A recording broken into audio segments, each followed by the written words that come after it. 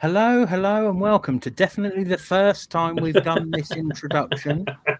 This is episode 87 of the SheGulls Podcast, powered by Albion Obsessed, the one and only podcast dedicated to Brighton Hove Albion women's football team. I'm your host, Duncan. As ever, I'm joined by fellow Albion fans, Ben. Hello, Ben.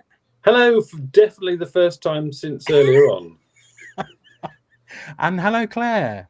Absolutely never been here before. Thanks very much for inviting me. Exactly. You're welcome. At least we only noticed, I think, how long did we get into the last episode before we noticed? I was halfway through. Yeah, I was halfway through the match. So, This time we only just got into the beginnings of the discussion before we realised no one could see or hear us. It's a new world, as they say. So, yes, normally, of course, we do have Abby with us. I think she may well be following along this evening. She is on in the chat, cat healthcare duties as last week. So, thoughts and well wishes out to her and the affected feline. So hopefully she'll be back with us soon, and everything will be right in the world of the cat. So, yeah, I mean, it's been an interesting couple of days. We obviously had a game yesterday, which, as I mentioned on the original time we tried to do this, wasn't actually broadcast on TV, much like the first part of this stream. You can probably find a couple of seconds of highlights somewhere, I think. Oh, yeah, exactly. Yeah, I think that, as I say, we call it lost media, don't we? So, you can do a bit of digging, find some highlights. I think there's the longest one I think we found for the game was, I think, on Brighton's website. Yeah, it's about 6 minutes. And then West Ham's I think was a little bit shorter on their website. Right. And then there's literally a minute and a half on the women's Adobe website. So, in fact, all their highlight videos and stuff seem to be a minute and a half. So that's obviously someone's going to bother, isn't it? Yeah, it's almost like they've just told AI make a minute and a half video out of the highlights of this game. The TV games I think were 3 minutes, which, considering Birmingham City put 8 past Chatham, is quite impressive. Sort of squeezing 8 goals into 3 minutes. It was like bang, bang, bang. Yeah. So you can find it out there. Give the highlights a watch. I don't think the whole game is available. Whether it will become available at some point, I don't know. But obviously, for myself and Claire, it was okay. We went along. Obviously, Ben can give us his thoughts on what he was able to see from the various sites and everything. So we'll obviously go into that. Also, we'll talk about some of you might have been with us on our first stream tonight, the actual legitimate first stream we did tonight at 7:00, when the balls were drawn out of the, I don't know what you call it. They used to come out of a bag, didn't they? But a bowl, I guess it's a bowl. A rattly plastic bowl, isn't it? Yeah, exactly. They have the camera underneath, so you can see the hand in there, giving them a good old jiggle round, as it were. We're still talking about the FA Cup draw here, just to clarify. Yes, we did unfortunately draw Arsenal away, which I think we were discussing before the podcast, probably the second worst we could have got. I think Manchester City away would have probably been the worst because it would have been a long way and a tough game. This is still a tough game against a similar level of opponent, but at least it's in London or the vicinity. But yeah, any other combination, I think we probably would have taken other than City away. So it's not, we weren't, getting the party poppers out and clinking champagne and everything. We were, but we have to make the most of it. That's the thing, isn't it? So we'll talk about that a little bit later anyway, go into that a little bit more. But I think obviously we should start with the game yesterday. As I say, positive result, especially as we lost 3-2 literally 2 weeks ago at the exact same stadium with virtually the same teams, give or take 1 or 2 players rotated round. Claire, as I say, you were alongside me in the corner of the ground yesterday. What did you make of it all? Well, I mean, it was great. But I'm gonna have words here with By Seagull up here, who said literally to Charlie yesterday, can't wait for Arsenal while leaving the ground. I mean, literally, he's a jinx. Jinx. Right? Because the last 2 games we've played them, He starts off these chants about silent in the library and blah, blah, blah, blah, and they bloody score against us. So we're going to have words with him. We're going to have to gag him or something, I think, from now on. That's it. No more mouth shut from by Seagull playing. No predictions. Yeah, I mean, honestly, it was one of those games where I think I just want to win that game. We needed to beat West Ham. Just end of story. Didn't matter how it happened. We just needed to beat them. And I think for the first half, we were pretty much in control. I don't think we looked like we were really in any uncomfortable, moments. I think we probably had most of the play at that point. We got the 2 goals. I mean, Fran, it's just brilliant. This is what we say to people all the time. Pressure the players, because if you do that, you can force them into a mistake, and that's exactly what Fran did. She just kept following it up, and the goalkeeper had no choice but to just kick it, and absolutely miskicked it straight to Fran. Thank you very much. You don't need to offer that twice to Fran. She's going to put that away, and then the second goal, lovely, worked it all the way from the back, from one side of the pitch to the other. Great diagonal ball through to Kiko, and she's not going to miss from there either. So, brilliant. We're 2-0 up, exactly where we were 2 weeks ago. And now everybody, I think, was all on a bit of oh no, just hold on to this, please. But to be fair, I honestly thought we were going to get another one. I thought if we came out in the second half the way we started that first half, I thought we could easily get a third, and that would kill it off. But obviously, Fran got a little bit of a knock, and rather than risk anything, they took her off. And I think that just changed the balance of our team a little bit. And I think, we lost that little bit of experience at the time we needed to have that experience. Do you know what I mean? Because I think even in that small 5 minute of commentary, the commentator says you can see that Fran is calming everyone down. And you're just that's the little bits that having experienced players on the pitch brings you. And then we lost Chankovic as well with an injury. She came off. So it's a bit now we've no experience again. We is exactly in the situation we were 2 weeks ago. They've scored a goal. We've done a load of substitutions. Our team's all unbalanced again. And now it's just them wave after wave. And you're just oh, please not. But Caitlin came on. And I don't think you can knock that girl. She's going to put her head wherever she needs to put it, and she did. And she even had an opportunity to score a goal. I think probably a little bit too far out to get any real, wallop on it to get it past the goalie. But it was a little bit of a break from us. And I thought the game was managed better. We were much better at managing it. There was a nice few little, if you got a kick, went down, have a little minute rest. Don't, break up that play, stop them from wave after wave after wave of attack. I think we were much better on the wings, blocking out Assaye. She didn't get half as much space as she got in the last game. I think it was just really good. I think it's, fans, we enjoyed it. We all had a good sing-song, and, we all had a good chat with the players after it. And it was nice to just be all in a good, happy mood. So, yeah, I was pleased. I think it was a result we needed. Got that kind of monkey off our back of going to West Ham and constantly losing when we don't deserve to be. Now we can have a little break, get everybody fit again, and take Chelsea apart. Fingers crossed. Yeah, I completely agree with that. I think the first half especially, I thought we played really, really well. I think that's probably the best we've played against West Ham in recent memory, to be honest with you. And I'll include the Subway Cup game in that as well, to a certain extent.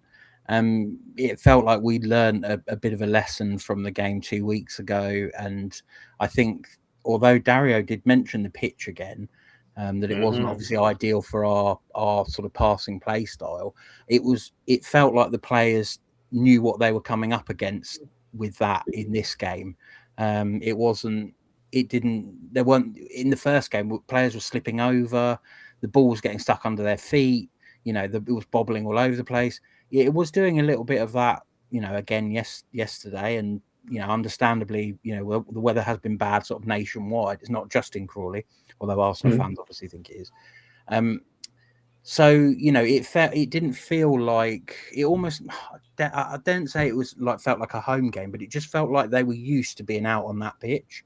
And so even though the pitch was a bit uneven, it didn't seem to affect them too much. So I was quite pleased by that, because obviously I do think it played a little factor in the last game, although we were 2-0 up after 82 minutes. So, make of that what you will. But yeah, it just felt it felt quite calm. It felt, quite steady. It was consistent pressure. It was, quite high intensity, I think, to begin with, until we got the goal.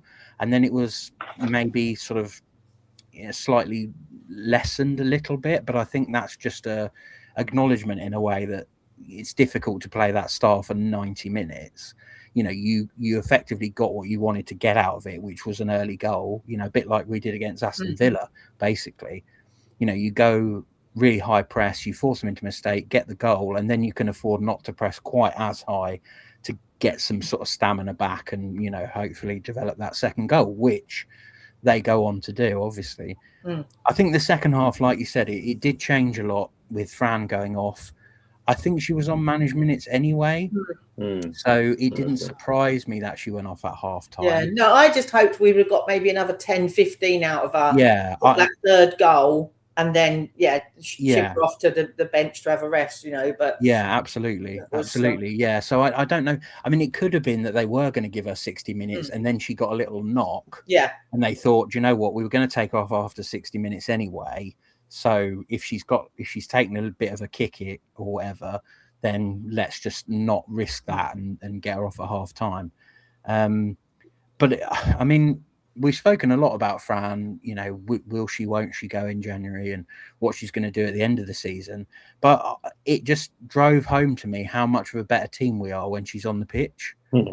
It just especially in the final third. I don't know if you guys picked up on this. Obviously, Ben, you'd have to be thinking probably more about the last few games, but a lot of the times when we go into the final third, it's that sort of last pass that doesn't seem to go right. It gets cut out, or it goes backwards, or whatever it is. And that was just something I really noticed with Fran, and obviously, bringing in sort of Kiko and Chankovic and stuff, was every pass she played was it was on the money. It was straight to the player. It was, maybe the player then got tackled or whatever, but you can't, we haven't got 11 Fran clones or whatever. She probably wouldn't be that good in goal anyway, but you never know. But yeah, I thought that was the main difference was when Fran would play a through ball, it actually went to the player. She played a couple of lovely balls out wide to Charlie. She played a couple of out wide to Kiko, and then obviously tried to get in the box herself and things like that. And obviously, she scores the first one through the high press, and that's good composure, because I think that's where a player like Fran has an advantage, because I think most of us in that situation, as soon as you get the ball, you're like, right, I'm going to smash it a goal. And Shemik's right there, and she closes down Fran quite quickly, and Fran just goes, well, the thing is, if I take it round you, you're stuffed, because you're never going to catch me. So she just moves it to the side to get Shemik out of the way, and just sort of, slides it in, basically. So whereas you can see a younger striker or more inexperienced striker just going, oh my God, I've got the ball in front of the goal, I'm going to smash it. And then you're running the risk of just hitting it straight at the goalkeeper. And then the second goal is just a really good through ball, taking advantage of Kiko's speed to get in behind. And then a really good finish by Kiko. And as Charlie rightfully pointed out, Dario said he kind of came up with that sort of move that they did between them on the plane back from Australia. Well, I mean, the whole team, I think it was, because it was remarkable. It starts with Olislagers, doesn't it? And then it came straight through from the back. Yeah. With Manu playing off Maddie as well, and that sort of stuff, and opening the space up, and it was great. Yeah, it's a team effort, but it's it's Fran who plays the ball, and that's the thing. That's what I would say about Fran is, if there's one player you want playing that ball to Kiko, it's Fran. Because I feel like she knows the weight she needs to hit that at. She knows the angle she needs to hit that at. And I don't necessarily have that same trust than some of our other midfielders. She has the experience to know to hit it, and she also has that connection with Kiko that knows Kiko's gonna know it too. And I think there's so many times we've been frustrated in the crowd when you're like, Kiko's there. Kiko's made that run. Kiko makes that run 3 or 4 times every game. But the person that's been playing in Fran's role while Fran's not been there hasn't seen it. Nobody else has picked up on it. And then I feel like there's more confidence when Fran's playing for them to move it forward. Sometimes when she's not, that's when we start doing side to side, back and forth, rather than chucking a ball up there and giving it to her. When she's on the pitch, they'll pass that ball through to her and go, okay, you do it then, you do it. You know, and that's how it kind of feels. And she'll do something what with the it. Experience brings.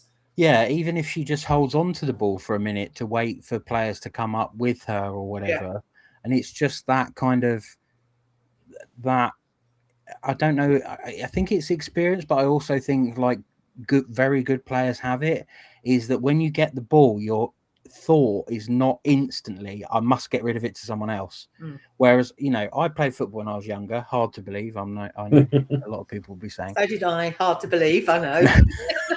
But I don't know about you guys, but whenever I used to play, you know, obviously just amateur when I was a kid, a lot of the time I wasn't comfortable on the ball. That's why I was never a footballer, amongst other reasons. But I was never comfortable on the ball. I always wanted to make sure it wasn't me that lost the ball. So I would be, as soon as I would get the ball, I'd be looking who can I give it to? Who can I pass it to? And I did not want to be like under pressure. I did not want to have to draw it away from a player or shield the ball or anything like that. And I just think the best players in the world, and you can see Fran is, you know, or was once upon a time one of them and still is incredible. It's just when she gets the ball, she doesn't panic. It's like you know, it slows the game down. You know, that's kind of a bit of an American football term for like quarterbacks, is the more you play, the game slows down. So everything's not 100 miles an hour. It starts to, you know, you're not as panicked, etc., etc. So yeah, I thought her coming in, Chankovic, obviously they've played together for, you know, quite a few years as well. So they've got a good partnership. And yeah, it just all seemed to click in the first half. I think the second half, it felt a little bit like the second half of the game that we ended up losing 2 weeks ago. Insofar as the only difference was mainly we didn't concede 3 goals. We only conceded 1. Yeah. But from the point of view of, I think 85 minutes, we were literally playing a formation. I think was maybe like, I think we went 7-2-1 or something. Yeah, we went to 5 at the back, definitely, for the last 10 minutes. It was like we were not going to rerun that last 10 minutes the way we did last time. No. And the thing is, I'm not a big fan of sort of battening down the hatches, because I just feel like a good team at some point is going to get goals against you, even if you go all out defense. If you just let them come wave after wave after wave, eventually they're going to get a chance. And obviously in the previous game, in the league game, that worked for them and they were able to do it. This time we held out, but we are still playing West Ham. We shouldn't sort of get away from that fact. You know, we did beat them, and I did think we were the better team, but we didn't blow them away. No. Like, you know, it was a close game, and if we want to finish up 5th, 4th, whatever, you know, I know this was FA Cup, but if we want to be up there, we need to be looking better than of course you're going to get an unlucky 1-0 or something or whatever, or an own goal or something like that. But in 2 games against West Ham, I'd say they've been quite even. If you take the whole 180 minutes, it's been relatively even. And I think that in itself is a little bit disappointing to a certain extent, because it feels like, I know they've got home advantage and everything like that, but it just feels like we should be better than these teams.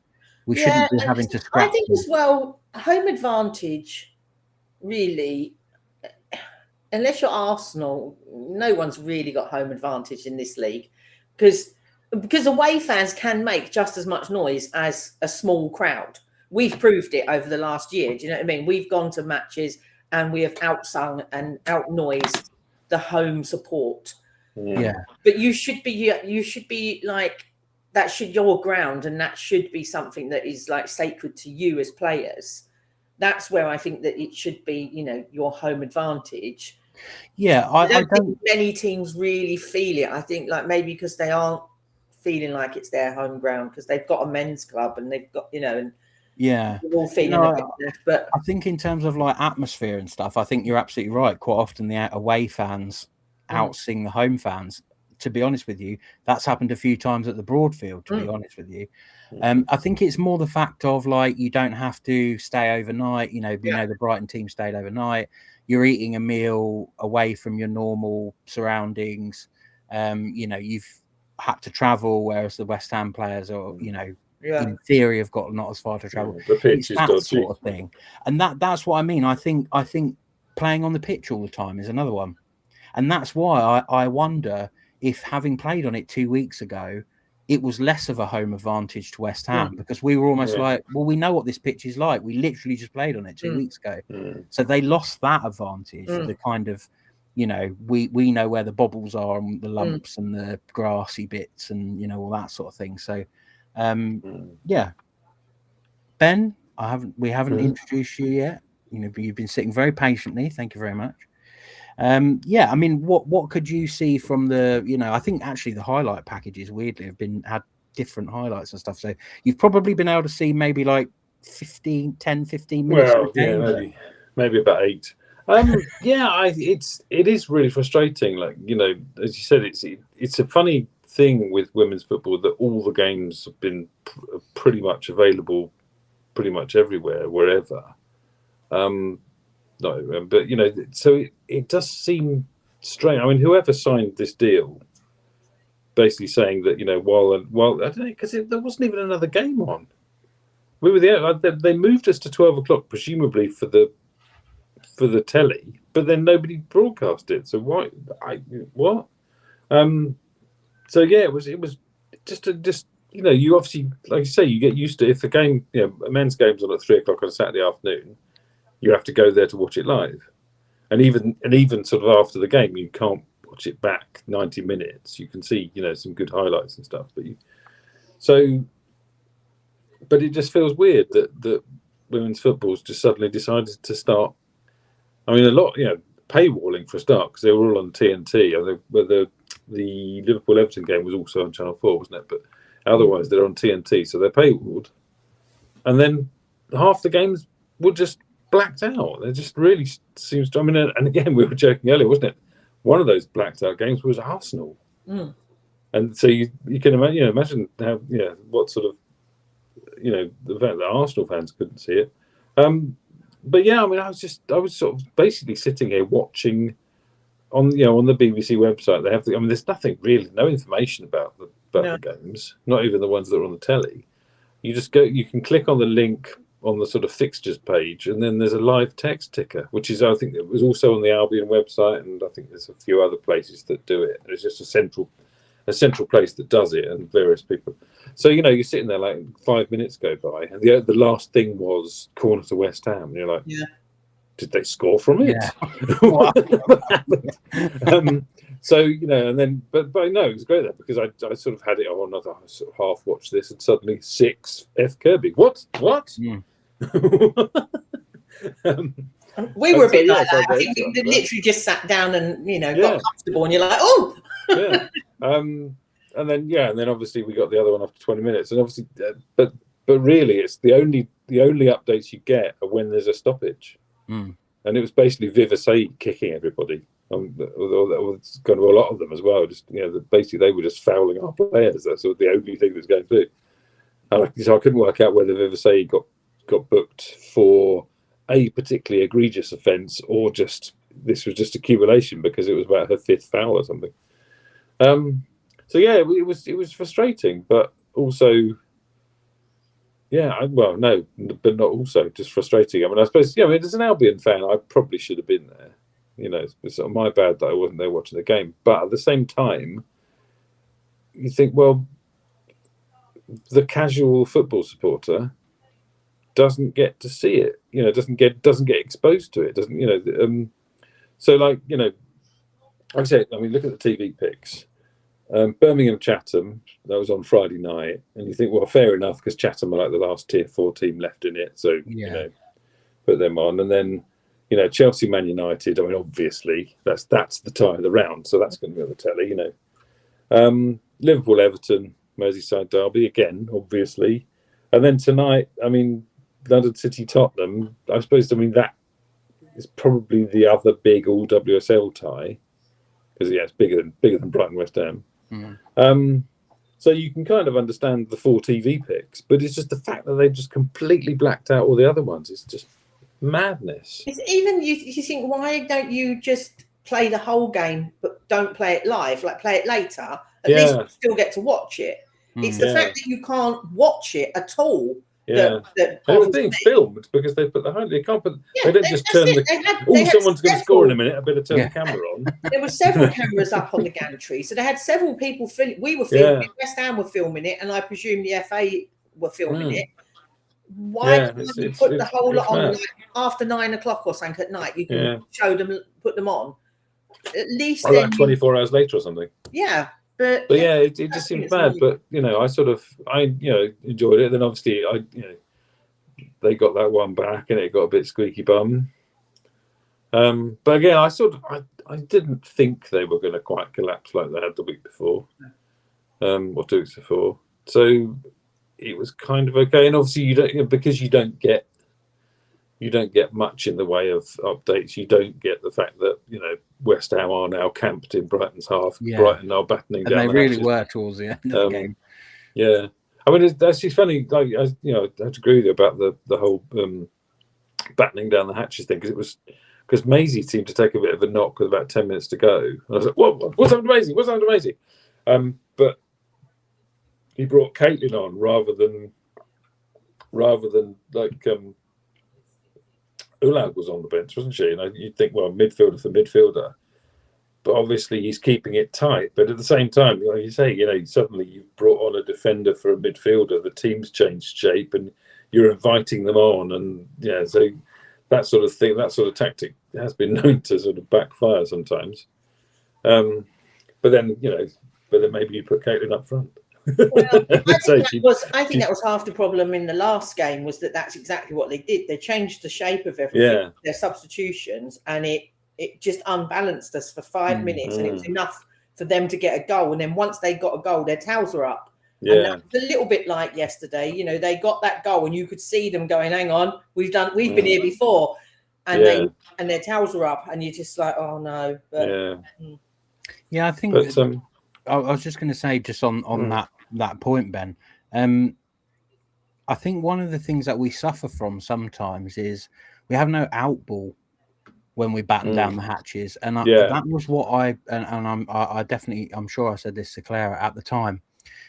Kiko moved to slightly more central, but she was kind of like a right-handed striker rather than a right-handed forward, and I think Rosa was the kind of her.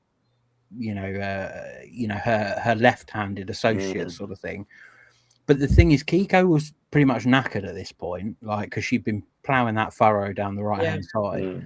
Rosa was fresh, but she's not quick. And what was happening was we were clearing the ball, it was just coming straight back. Because we didn't have anyone who could sit on the halfway line and run after it when it went over the halfway line into their half, because we had no players in their half. So, but at least if you've got someone who's willing to run it down, if they've got one defender back or whatever, it becomes a foot race sometimes, even if you just clear it, and that's where I think we missed having Ulag on. Or Carla, he said. Or Carla, I think, to be fair, I think Claire said Carla would have been a good shout as well, because you need to make the opposition think that there is a threat on the counter, because then they have to leave more bodies at the back. And if they don't, you go, we could have scored a third and gone 3-1 up. All you have to do is just keep knocking it over the top, and you've got someone. And eventually, if it's one-on-one, eventually one of the times the Brighton player is going to be closer to it than the West Ham player. But we were just getting it coming straight back, and again and again and again. And you can do that sometimes. And we survived against West Ham in this game. But against better teams, and in the last game, we didn't survive when we started playing like that. So yeah, and Maddie went off after an hour, didn't she? I think she'd got a bit of a knock, or she was on managed minutes or something. And again, I mean, she's the Velcro boots player that that you can hoof it up to her, and she'll just hold it while people come out to her. Yeah. Whereas, I mean, Kiko's not that player, and I mean, Rose is not really that player either. Rose wants to turn and run at you. Kiko wants to run past you, whereas Maddie will take it and sort of hold it and protect it. And again, I mean, Carla can do that too. So again, I really don't know what's going on there. But yeah, I think as Claire said, I think our goals, we were straight out of the blocks, and that high press. Obviously, people talking about mistakes from Kinga Shemik, but to be fair to Kinga, I don't think Estelle Cascarino gave her anything to work with. Yeah. No. So obviously she didn't look over her left shoulder and just laid it casually off to Kinga Shemik as Fran's overtaking her, and Fran almost arrives at Kinga before the ball does. So there wasn't really. I mean, she could have hoofed it sideways, but there really wasn't anywhere for her to go. So I felt a bit bad for her on that. And yeah, the second one, as you said, it was just such a team goal, so straight, And again, it was Manu overlapping, like the other week at West Ham when she scored a goal. She runs forward, lays it off, gets a quick 1-2, and keeps going. Obviously, this time she squares it to Fran, who plays it through for Kiko. Who again, I mean, Kiko basically makes was it Hanshaw or something like that, their left back. She's looking over. She sort of thinks, "Oh, shall I try and step up and play her offside?" And as she does that, the ball goes through and Kiko's gone. Yeah. So yeah, they were great goals. And I think we were. I don't know. It was a little bit unlucky with their one because that free kick comes floating in. Baggers jumps up to punch it and doesn't get a lot of meat on the ball, does she? And it just falls straight for Thingy Wanderler, and who just basically just lofts it into empty net. I mean, you can see Maisie sort of going. Obviously feels that somebody was fouling somebody. Probably Vivasati because she was in the middle of it. But yeah, I mean, it was a bit of a mess. I don't know. Goalkeepers like to punch these days, and very often they don't get much on it. So it almost needed. That's a thing that Chia does quite a lot, where she just kind of palms it on. Yeah. Rather She than uses the punching out momentum of the cross. Or the ball or whatever to although I think that might have been what undid her last time at West Ham. She tried to use the momentum of the ball to palm it over the crossbar and ended up palming it into her own net. So I don't know, but yeah. So yeah, and I think on the whole, it is a nasty place to go, partly because of the the conditions and that kind of stuff. And as Claire said, we just tick the box. We've won it. We're in the next round. Oh, goody, we get a nice trip to Arsenal. yeah, exactly. Yeah. I must admit, I did think I thought Baggers had a reasonably good game, but it was one of those ones where they had a lot of shots, but they were straight down her throat. Yeah, actually, I was going to say one thing about Vivasati. I mean, again, I've only seen the highlights, but Vivasati's contribution basically seemed to be just kicking everybody. And I don't think she got. I mean, she was fouled herself a few times. She didn't seem to get as much freedom as she normally gets. But that seemed to be at the expense of giving Katie Zellum an enormous amount of space instead. But luckily, she didn't bring her shooting boots with her because she got a lot of chances that just went straight to Baggers. I mean, I think I'm trying to think of a time where Baggers had to really make a save, and I'm not recalling. And some of that is good positioning from her, right? You can't lessen the effect. She was at one point, weren't she, when she came running out and took the ball with her chest and almost dribbled it past the defender and kicked it out, and you were like, hang on a minute, who have we got in goal here? So and we were saying, weren't we, that you can see she's learned from Chia that is what you have to do sometimes. Sometimes you got to go with it. Ironically, and I'm not going to say like the punch was like a mistake or that she shouldn't have come out, But I do wonder, ironically, if she'd have stayed on her line for that one, if we might have had a better chance of dealing with it. Yeah. Whereas, like, not that's what she used to do all the time, was stay rooted to her line. You know, so that's the thing, sometimes isn't it? why they don't catch it, because I thought Yeah. that ball looked like it was could have been catchable. caught. Do you know what I mean? Yeah. It wasn't zippy, like you said. It floated in, Mm. and I think in hindsight, when that's all we've got now, you know, I wonder if the attempt to catch it might. Yeah, well, I think again, if they tried to knock it out of her hand, she would have got a free kick. Yeah. You know I think sometimes if there's no pace on the ball and you punch it, you've got to put pace on the ball. Exactly. Yeah. So you've got to time the really, so if you're just literally putting your hand out to it, it's just bouncing off your hand. Yeah. Which again which is one of the reasons why cheer just kind of helps it on its way sometimes. Which is quite a nice technique. But yeah, I mean, I will give credit to Wanderer though. If you watch that finish, she pretty much instantly controls the sort of the ball and like hits it straight away, because obviously we were trying to throw as many bodies in front of it as we could, but she took it down, hit it very, very quickly. So I'll give credit to her for, you know, finishing that off, because you know, it would have been easy to kind of think, oh, let me just take a little touch to the left or touch to the right, and then I think there wouldn't have been a route to the net. But you know, she took it very well. I think she could end up being one of those players. She's pretty young. I feel like they got her. Did they get her from Lyon? They got her from someone good, and I think she's quite highly regarded. So I wouldn't be surprised if she continues to progress, if a bigger club starts to decide, you know, maybe she'd benefit to, you know, going to someone higher up the league. She's one to watch, definitely. But yeah, I didn't think other than that they were that threatening.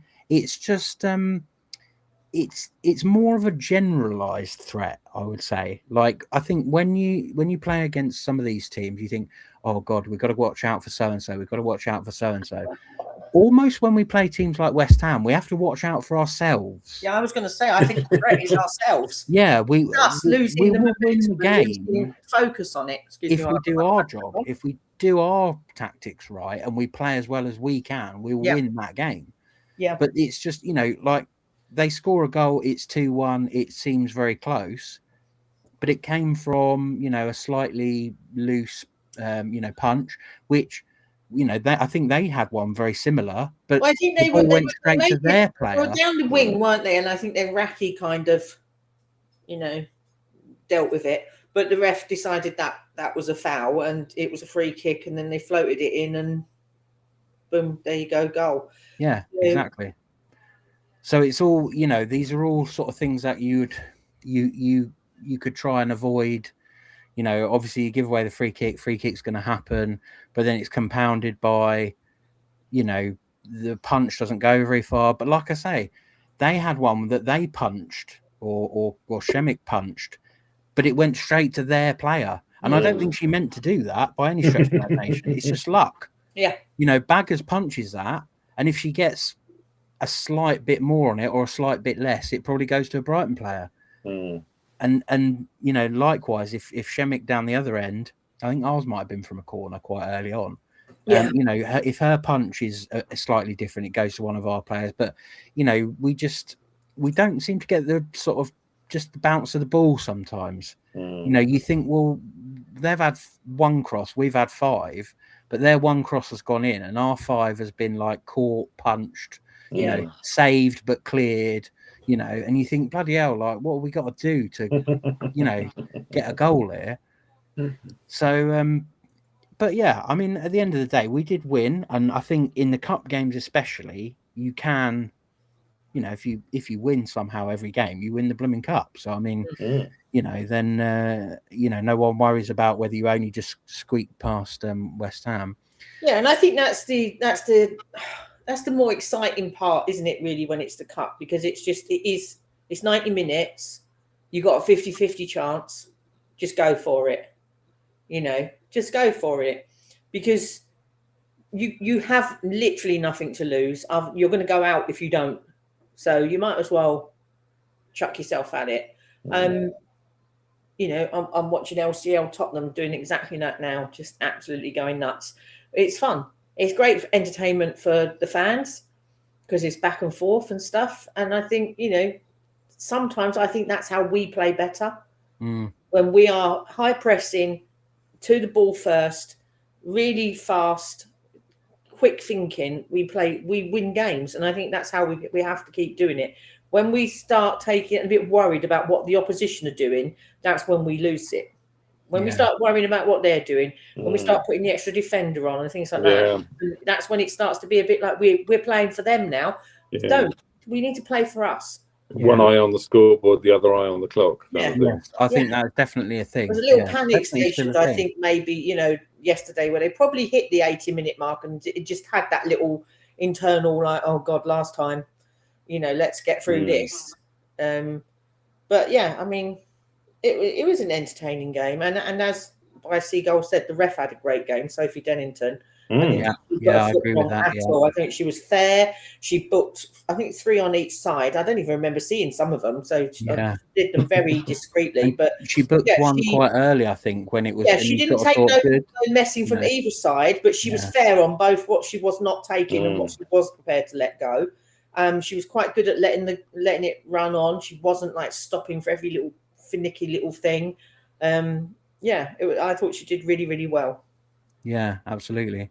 Yeah, I was just going to mention Charlie's comment there. I mean, this is, I presume, I don't think we hit in this game. I don't think we hit the bar and then they scored. I think he's referring to the LCL game, but that's a very good point.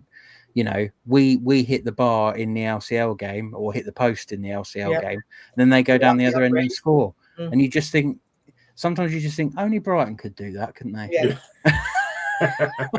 Only we could have that little bit of luck. Yeah, exactly. It just feels like we just never get that bounce, that rub of the green, that we don't get like an egregious offside allowed to be a goal for us, etc. So there we go. But we did win into the next round, into the hat, but like I say, it's a bowl now. Bowl nowadays. Into the bag and then out of the bag into the bowl. There's many different receptacles involved in this thing now, all of which is to say that none of them could prevent us drawing Arsenal away. Our new nemesis, I mean, to be honest with you, constant nemesis since the beginning of time. Actually, pretty much until we beat them. Not much new about their nemesis. I haven't hated them as much as I do now, though. Well, this is the thing, you see, because I think ordinarily it would be a bit of not a mare game, because obviously when you play like a big team, you always want to beat them and you hope and you pray and all these things. But there wasn't really much issues between Arsenal and Brighton. I think Arsenal, there are a lot of stuff that Arsenal does that all the other clubs aspire to. But obviously this recent situation with the postponement of their game and some fans, not all fans, so please, if you accepted the postponement of the game and you took it on the chin, then I have sympathy with you. Absolutely do. A lot of us felt the same. A lot of us travelled to Crawley from other places. Claire probably comes as far from Hayling Island than as any Arsenal fan does. So I do that every week. And exactly. Not a one-off game that got postponed. Some would say glutton for punishment, but but there was a little bit of needle from some Arsenal fans online, kind of suggesting that we should have done this or we should have done that or we should have called it off the day before. We should have moved it to the Amex. We should have called it off half an hour before. We should, we've contributed to their fixture congestion, blah blah blah blah. So, there's a little bit of an edge there, and I think Claire, you've been quite vocal on the subject. What are we going sort of in with a bit of needle at the old? I think so. I think, like you say, I mean, listen, I have a justice wound. I do not like when people, are talking rubbish, and I just felt like Brighton does a lot of things wrong, in my opinion. They are rubbish at so many things, and I'm happy to call them out on it. But they can do nothing about this. It's his weather. It's weather. It's the FA. There's nothing you can do about the referee calling the game off. So how dare you come online and just be literally slagging us off as a club, suggesting that we're somehow conniving and contriving to make their title run, in jeopardy. And it's like, what title run? You delusional child. You are out of the title run. You haven't been in the title run since kickoff of the first game. Like, this is Manchester City's title. You are not going to be anywhere near competing for it. And yet they somehow are like, well, we need someone to blame, so let's put it all on Brighton. And it's like, no, I'm just not having it. I'm not having it. So, yeah, I want us to stuff them. And I hope they don't win anything this season now, just for that. Because you don't deserve to support a club and slag off other people's clubs just because you think you're entitled to something that everybody else isn't. You want to watch a game. Well, we all wanted to watch the game. Yeah, it was very much punching down, wasn't it? These peasants with their pathetic pitch. And how dare we? How dare we? The pitch thing as well, I think, obviously, it had the match been postponed to the scheduled for the Amex, then maybe the pitch probably would have been fine because it's obviously drainage, blah blah blah blah blah. But they've been playing the Champions League games recently, and they played Bristol City, wasn't it, in the FA Cup at Boreham Wood, and that pitch looks like Dagenham. Possibly worse actually.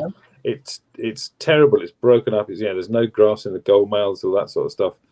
And had it been raining, sort of in the last few days leading up to that game, as it had been leading up to our game last Sunday, then that game may very well have been postponed as well.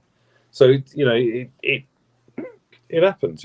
It's especially when you play at a stadium where the pitch isn't Premier League quality, which they decided not to play their FA Cup game at the Emirates, and so therefore they had to play on a terrible pitch, which potentially could have been waterlogged. Yeah, and I said to Claire, where Arsenal are now, they're probably sort of 6, 7, 8 years ahead of where a lot of WSL clubs are still. And actually, if you go back 6, 7, 8 years, they were having games called off at Boreham Wood, because at that point Arsenal hadn't put a load of money into making sure the pitch was up to scratch and things like that.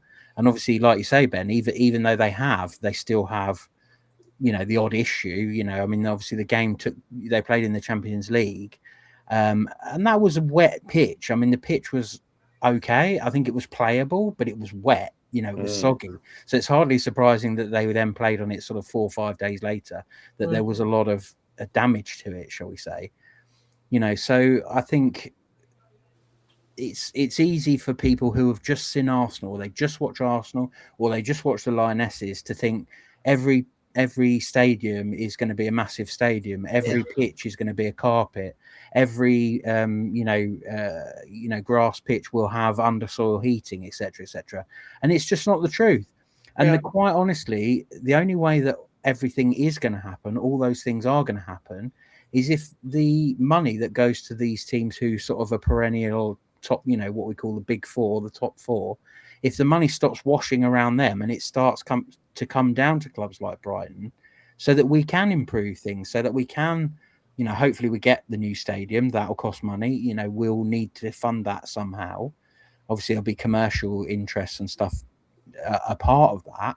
Yeah. But otherwise, we're just, you just get the same thing. It's the same teams that win the same competitions, so they get the prize money. They can buy a new player. I saw today, Farrah Williams talking about LCL and their players and saying, nobody outside of the WSL knows who they are, etc. And my response was, because you don't talk about anyone else other than the top four. Yeah. That's all the media talks about. So, of course, nobody else is going to know about anybody. Do you know what I mean? Like, why would you know about LCL and what players they've got unless they're playing Arsenal or Manchester United or Chelsea? Like that's the only time they ever get spoken about. And then it's very derogatory. It's very much about how Arsenal are going to win this or how Chelsea should win this. It's never ever, wow, what an opportunity for this, new club that's come through that's never existed before and blah, blah, blah. It's just really, really, and I think that's part of what is building this entitlement with some of these fans. And again, like you say, it's not all. I've got a lot of friends who are Arsenal fans, and not all of them are, this entitled rudeness from them. But it is very much like they have, like you said, they've watched the Lionesses games playing in all the top tournaments and all the top countries and all the top grounds, and been to them all and gone, oh, these are lovely big stadiums that everyone's got. We can watch them here. I mean, I guarantee you that the Arsenal fans have literally bought all the FA Cup final tickets ready for the game, because they are, in their mind, they believe they are going to Wembley. And if they get there, they must have a ticket for it. God forbid that they miss out, and that somebody else goes in their place. And it's that entitlement that just really winds me up with them. Yeah, and I think that's what bothers everyone. I think to be honest with you, it probably bothers even other top four teams to a certain extent, because I think they have a lot of the same, the same gripes. They're sort of like, well, we beat you and we're ahead of you, but we're still sort of treated like you're sort of inferior, clubs and that. But, Arsenal have, obviously, they won the Champions League. I think they got about it was about £1 million or something odd for that. Then obviously that entitles them to go into this World Club Championship, and they get about 1.6 million for that. Now, obviously, you have to go and win those games. No one is lessening the fact that winning the Champions League is incredibly difficult. But what that does is it perpetuates a team like Arsenal to be able to buy all the best players off all the other teams who have got young players and young English players and blah, blah, blah. It's just a vicious circle. Arsenal win, they get more money, they buy better players. Yeah. They win, they get more money, they buy better players, and so on and so forth. And there's no way almost, other than if you're like an LCL, and I absolutely take your point, I 100% agree with you. The only difference being is with Michelle Kang, she's almost willing to, she's a disruptor. Yeah. She's willing to disrupt the market. She knows that. She has to do that. Yeah. Exactly. And she's going, okay, you might not have heard of all our players right now, but give me a season or two. We'll be challenging for top four, and we will have Lionesses in our team, and we will have ex-Barcelona players in our team. They've already got a couple, and so on and so forth. So, but not every club can afford to do that. Not everyone has a benefactor who kind of is looking at it more as a kind of a passion project, shall we say, and that's not to, again, lessen Michelle Kang's involvement, but she wants to get that club and she up the league. She wants to challenge, and she's going to put whatever it takes into that club to get it there. And most other owners, especially if they're like men's team owner, women's team, we know a lot of clubs, a lot of women's clubs of men's teams they don't make money. They break even or they lose money. So if you are on the business side, if your owner is a business person, then they're going to look at it and go, well, I would have to put so much money into this now that I'm going to take such a big loss that I don't know whether it's even worth trying in the first place. Because the best case scenario, we spend about £10 million, we lose £10 million, and we still don't finish top because Chelsea and Arsenal are already there, already doing it, already got 40,000 fans. They haven't got to build a fan base, they've got it, And partly that's because they developed, their women's team very early. But that's my point. They're a long way through their journey. They're in pole position of everything, fan base, having the stadium to use every time. Not even Chelsea use their men's stadium all the time. And actually, to be fair, some of the teams that do use it all the time use them all the time because they don't want to pay or ground share to have a stadium for their own, for the women's team of their own, or ground share with a lower league club. We've only got to look at Everton with Goodison Park, which kind of fell in their laps. But that place was empty. It was like a churchyard, and that's with, I would say 3/4, if not more, of the stadium was tarpaulined. Not even open to be able to sit in because they knew they weren't going to get enough people. So you can't. Arsenal fans were almost like suggesting, well, if you had it at the Amex, it would have been fine. Well, no, that's not that. You play games at Goodison Park, you play games at the King Power and stuff. Are they making an absolute shed load of money off you? No. And that's why they can't afford to buy better players to challenge Arsenal in the first place. So it's all cyclical. And until they find a way to start feeding money further down the pyramid, or they find a way to disrupt the pyramid to such an extent that it levels the playing field in a way, then it's just going to kind of keep going as it has done evermore. It's almost like you've got to kind of almost have like a transfer ban on the top 4 for 2 seasons, haven't you? Like that's it. That's the squad. Tough. You can bring through some kids, but you're not allowed to buy anyone, because I think that's the only way you're gonna get any movement towards sort of the mid-range clubs, to give them any chance to move up, and to get, those lower down clubs, to get them competing for middle ground, because like you say, every single massively overhyped player will just instantly go Chelsea, Arsenal. It's one or the other, isn't it? You might get a few now going to Man City because they're starting to see that Man City are building something, and you might get a few going to Man United. But basically, everybody else is going to get whatever's left over. And that's no disrespect to those players, because obviously that's where we're at financially. We have a limit on what we can spend, and we have to budget for that. And we've done really, really well, I think, in picking up those players who are just under the radar, who maybe given another season or two might have been above the radar, and we would have been out of touch. Chia, for instance. I think if she'd have had this sort of season somewhere, and Arsenal now, who are currently looking for a goalkeeper, would have been straight in for her. So we've got in there before them. And that's how we're having to play it. We're having to try and work out who are the players that are potentially going to be the £1 million player in a season or two, and get them in now. And hopefully we get a couple of seasons out of them before they move on to the next stage up in their career, because they're not going to win anything with Brighton. They're not going to win the Champions League. They're not going to win WSL with Brighton in the next 3 or 4 years. Yeah, I mean, I know one thing they've done, which I'm quite a big fan of for 2 reasons. I'm not fully 100% sure of all the exact details, so someone I'm sure will correct me if I'm wrong. But they're looking at, or they are going to bring in contracts for like youth players between, I think, 16 and 18. And the reason they're doing that is obviously partly so that the player has some sort of stability of knowing that they're going to be at the club for a certain amount of time and stuff like that. But it's also the fact that if then Arsenal or Chelsea come along and say, oh, you're a really good 16-year-old, how about you come play for us instead? There's a recourse for you to get money. Mm-hmm. Now, my issue is I think that will be pennies on the dollar. If someone, let's say, for example, Patience Fergus, who is probably one of our best young prospects. I think she's top scorer in the PGA League. I think Brighton is 2nd or 3rd in the PGA League. So we have a good young, load of team. If a team comes in and says, Arsenal come in and say, would you like to come and play with us? And she decides she wants to, and who would blame her if she did? That's nothing to do with her. And this could relate to any player. So, please don't put this on her or anything.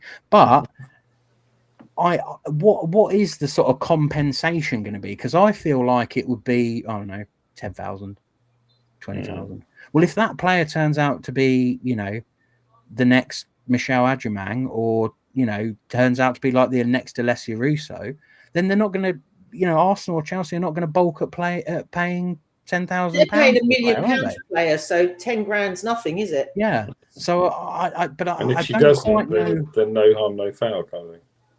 Yeah, I don't know. I don't quite know what the answer would be. Whether you could put in some sort of structure that if they hit certain target, if they're poached as a youngster, and then they hit certain targets, that you then owe the maybe it's like like in the the Premier League, isn't it? Where like the sell-on fee, if you sell them on, we get a 20% of whatever your sell-on fee is. Things like that. Because if I mean I'm just going pie in the sky, but if they poached a player from our academy and it was going to cost them 150,000, the player might end up staying because they won't get poached, because they won't put up the 150,000, or Brighton can then afford to replace them and invest in their own academy with the money that they've generated from that one transfer. And that's the thing. I think the only way you're ever going to do it to keep your sort of young English talent is to make it so that it's almost like the buying team has to go above and beyond like a normal transfer fee for it, you know, because there needs to be a deterrent for them to pinch youngsters off other teams, you know, and whether that's, you know, like introducing a thing where like when they play their first WSL game, that's 50,000. If they play an international game, they get 100,000, something like that. Because let's face it, if you've got an England international, you're Arsenal, and you got them off, you know, let's say Charlton. If they become an England international, you'd probably be like, well, yeah, we paid 150,000 in the end, but we've got an England international. Whereas if they never do anything, we only paid 10,000 for them. So, you know, I don't know. I'm again pie in the sky, but they've got to think of a way of redressing the balance, because otherwise you just get into perpetual cycle, and there's just no way to break it. Actually, I think I'm pretty sure this is Ben WSL Comp. So OB to us friends, but I'll say WSL Comps for anyone who's in the chat. Has said, I'd be interested to know why the team that comes 5th or 6th in the WSL doesn't usually replicate that the next season. Liverpool, Villa, us. Ben, do you have any thoughts? Ben, do you have any thoughts on why that might be? I don't know. I mean, it does seem to be almost like a cursed thing, doesn't it? Because you don't generally see the team that finishes 4th struggling with relegation. Not like we're struggling with relegation, but yeah, as you say, 2 years ago Liverpool were 5th and they've been at the bottom of the league all year. Yeah, I don't know. I mean, I suppose there's a certain amount of a sort of weight of expectation, isn't there? That suddenly you sort of feel like one of the big girls, and maybe the other teams start looking at you like you're one of the big girls, and so play differently accordingly, kind of thing. Like I said, there's teams out there that, you know, like Leicester park the bus. Would Leicester park the bus against the team that finished 2-3 places above them? Maybe not, but they'll park the bus against the team that finished 5th.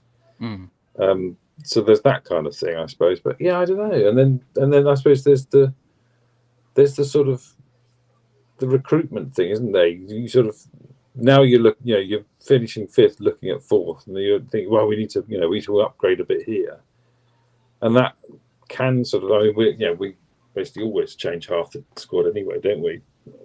But suddenly you're looking at sort of completely changing things over and stuff and upgrading. Sometimes the upgrades aren't available. Like, you know, for instance, we lost Keats. Whether we could have upgraded Keats or not, we haven't, because there's a big gap where Keats used to be. So it's a funny one, isn't it? It'd be nice to maybe finish 5th again one day and then 5th again the next year, or even 4th instead of maybe 7th. But I don't know. It's a funny one. I've got a couple of theories, but I want to get Claire's thoughts as well. See if you've got any additional ones to throw in there that I haven't thought of either. Well, yeah. I mean, I think a lot of the times finishing 5th is a bit of a surprise. Like, I know that we're all trying to do our best and be as far up the table as we can, but I think sometimes there's a team that, you know, like us last season, if you really look at it, we should nowhere near have been 5th. Like, we stayed in 5th because nobody else overtook us. Basically, everybody else was worse. That was all. And I think that kind of gives a false sense of where you're at as a team, as a squad. And so therefore, you then go into the marketplace with everybody going, well, you finished 5th. So you must have some money now. You must be like ready to pay up and go big places to get to 4th. And actually, they're like, we didn't really plan on finishing 5th, and we don't have the finances for that. So we're still buying players in the middle ground. We're not buying top 4 players. We're buying middle ground players, and they've got to then settle in. And then you've got 5, 6, 7 of them because you've had a clear out of the ones that didn't quite work or got to the end of their life cycle as a player or whatever, or just don't want to play for you anymore. And, you know, we ended up with a new squad completely that has to bed in again, that has to start from scratch. And yes, I think we did upgrade in some areas, but we didn't upgrade with top 4 players. We didn't go out and spend $1 million on, you know, Olivia, what's her face, Smith, or Alessia Thompson. We can't get them sort of players. And that's what you have to do, I think, if you want to maintain that 5th and above, which is what I think Spurs have done. That Spurs went out in the January window and went, thank you very much. We want to stay here.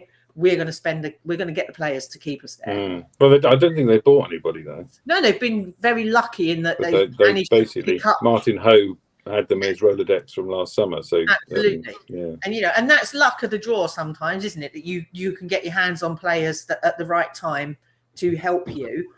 But I just think we did it with our defence, and then it lost its way to the rest of the squad. Like the midfield and attack just disappeared. We didn't get anyone in.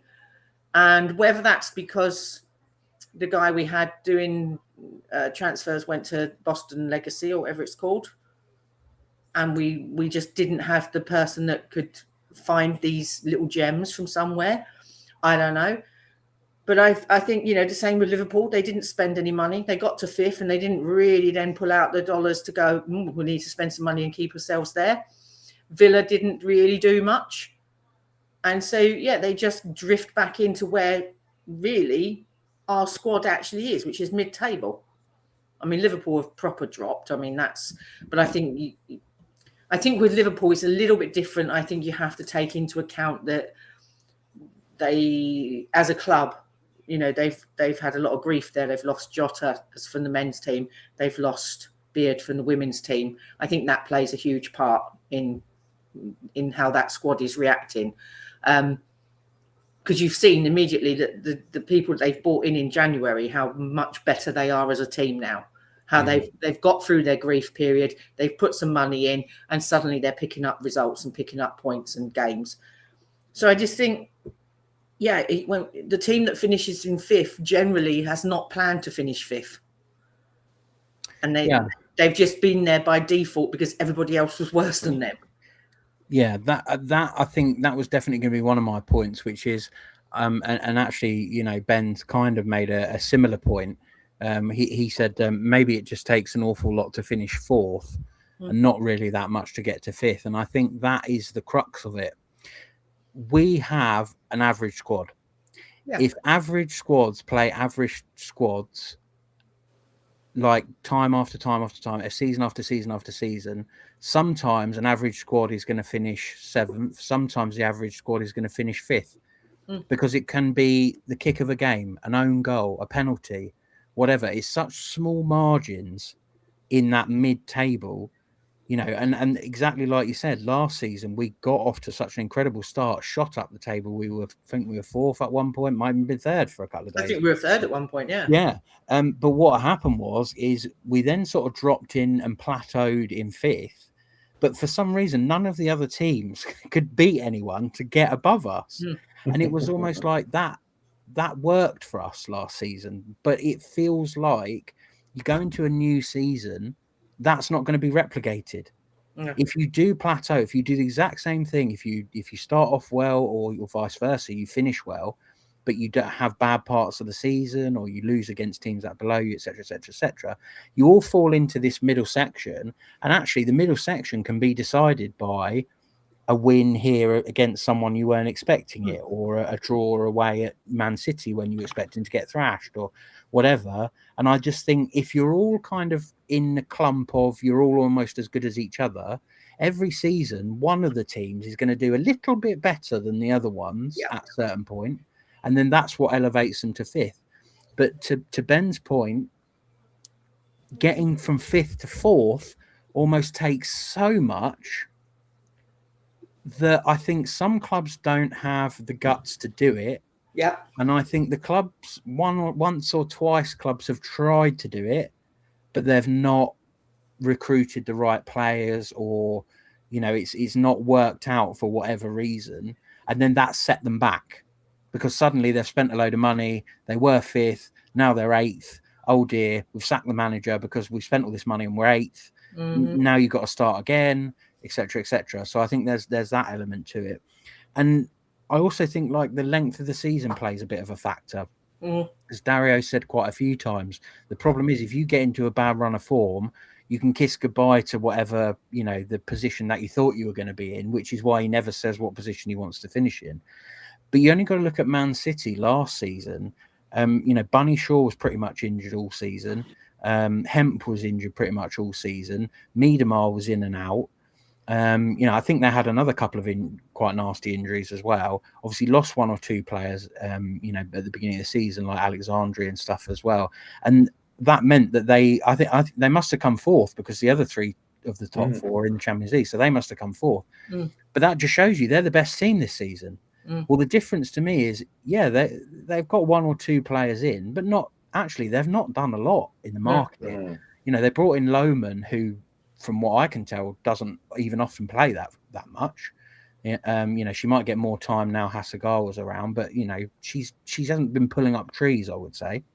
Good solid player though, of course. But more so, it's the fact that the players that they didn't have last season have all been there this season. I think Hemp had another little knock and was out for a few weeks, but she's been there majority of the time. Bunny Shaw's been there majority of the time. Miedemar, Carolyn's started to come good because she's had a bit more time to adapt and everything. They've bedded in, haven't they? They've bedded in, and they got, they've built their squad slowly over the last couple of years, but they've also had the money to buy the players. Top four players. Oh, absolutely. Yeah, they invested in the right players and everything. But what they didn't do was panic when they finished fourth and go, oh, we need to buy Olivia Smith. We need to get so-and-so. We need to spend £1 million. They went, do you know what? If our team's fit, we're still a very, very good team. Yeah. Like, we just need to make sure we keep our players on the actual field. They've done it, and blow me down if they're not pretty much, I wouldn't say they're nailed on to win the title, but they've got to be the hot favourites. I feel like it's a cyclical thing, isn't it? Like, they've come good, their squad is starting to gel at the same time as Arsenal and Chelsea's is aging out. Yeah.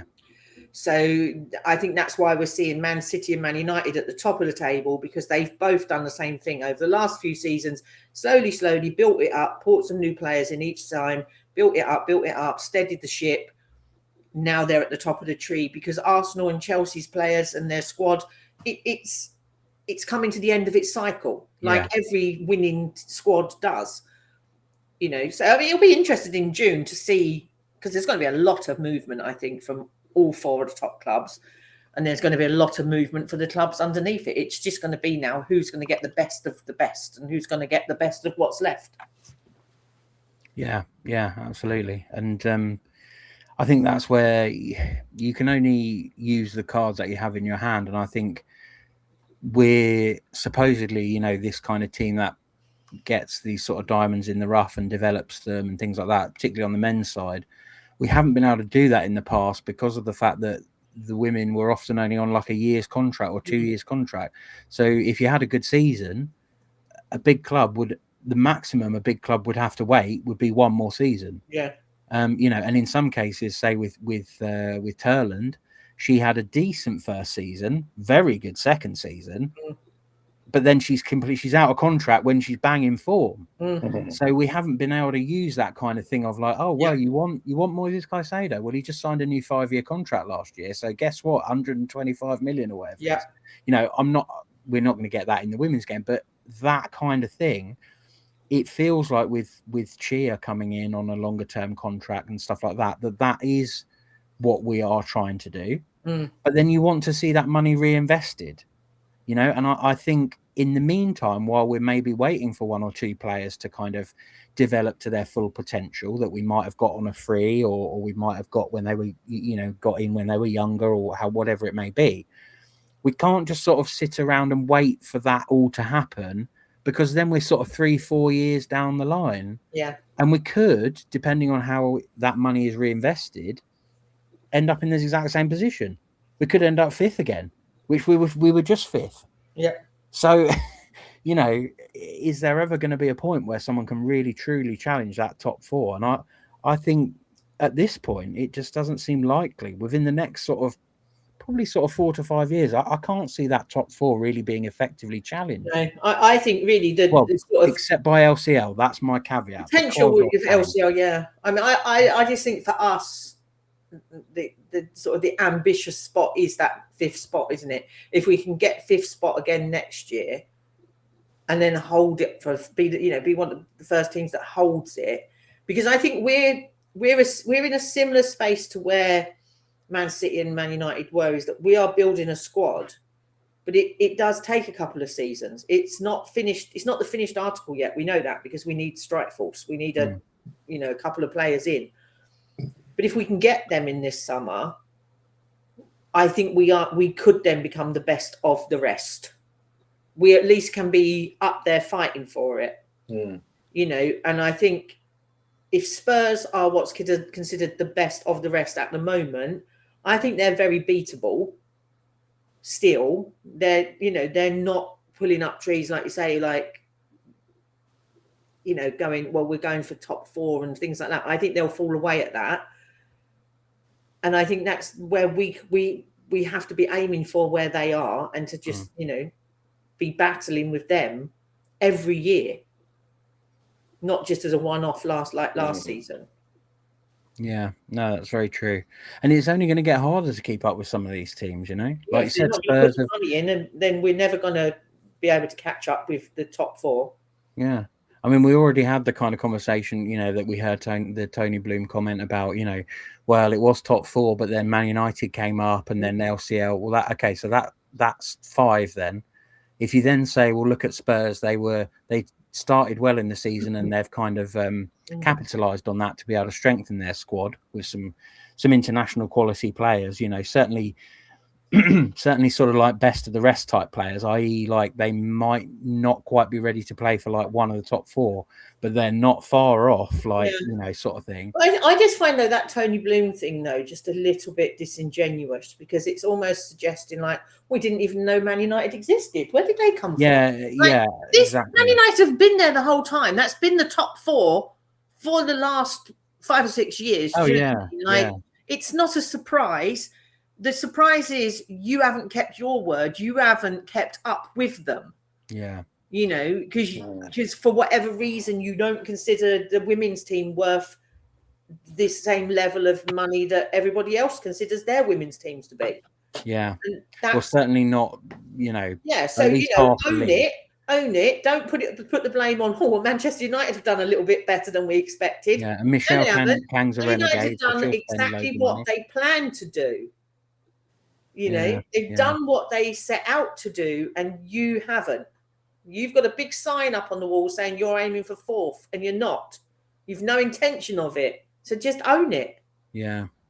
And I think we've all said, and I think Ben in particular said that it might be time to take that sign down. Been over it, yeah. And not stop aiming for 4th, but just take that millstone down. It feels like at the moment it's almost like the like an old-fashioned, like the yoke around the neck. You shouldn't need it, should you?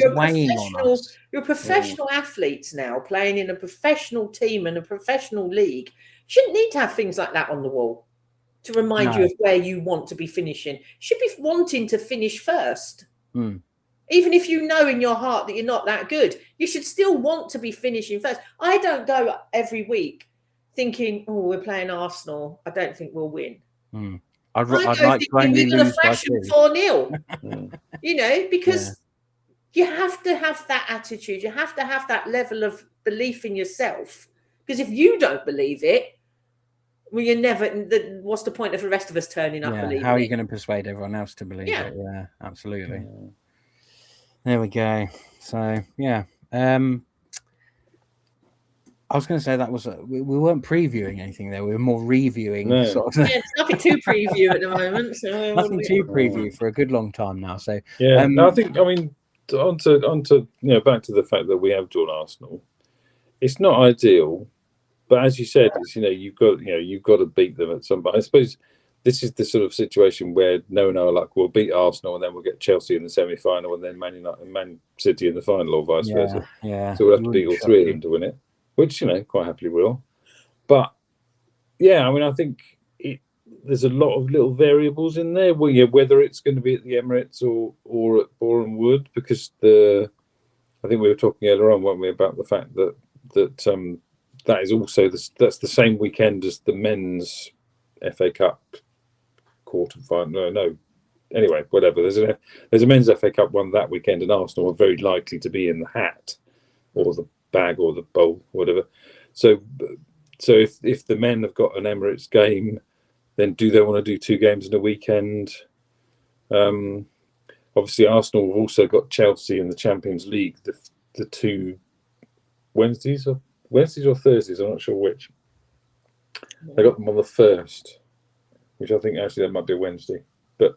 I think it's normally a Wednesday, yeah. But so they're going to be tough games. Obviously, there's not much travel involved. It's not like they've got sort of Real Madrid away or anything like that. But they've got 2 tough Champions League games sort of in the weeks leading up to it. So whether or not they're going to be, so Bournemouth or Emirates, are they going to be on a high after hammering Chelsea, or are they going to be demoralised after being hammered by Chelsea? And then I suppose there's the question with the scheduling. If it is going to be at the Emirates, maybe they don't want to do it next day, or maybe the TV guys, they will see there was a game this week. There was a game on Friday. There wasn't a game on Saturday, was there? Or was there? I think there was. But then obviously there was a game tonight. Yeah. So maybe they'll. Oh, apparently Tim Stillman, according to Tim Stillman said the FA Cup match will be at Meadow Park. So there you go. But then, whether or not, the TV company will want to spread them across 4 days, because they'll probably all be on live, because they've all got. Yeah, they're going to want the BBC all at 2 o'clock on Sunday at the moment. But like you say, I think they'll be spread out, won't they? So maybe it'll be on the Monday. You never know, because obviously, Tottenham just beat stop press / spoiler. Tottenham just beat LCL 9-8 on penalties. Yes, very exciting. But so maybe it would don't know really. So it could be an evening kickoff at Bournemouth. It could be a Tuesday morning at the Emirates. You never know. Well, so there's a lot of variables involved. Yeah. And I think they are a bogey team, all that kind of thing. I think we've been unlucky against them in the past when they've beaten us. Obviously, we were, whether we were lucky or not, we steamrolled them a bit, didn't we, last April? But I think, we really, really gave a good account of ourselves at the Emirates. We were unlucky. Obviously, Moelis Lager is very unlucky with her own goal, and Carla pulled the save of the season out of DVD. And also hit the post, and we had quite a few good chances.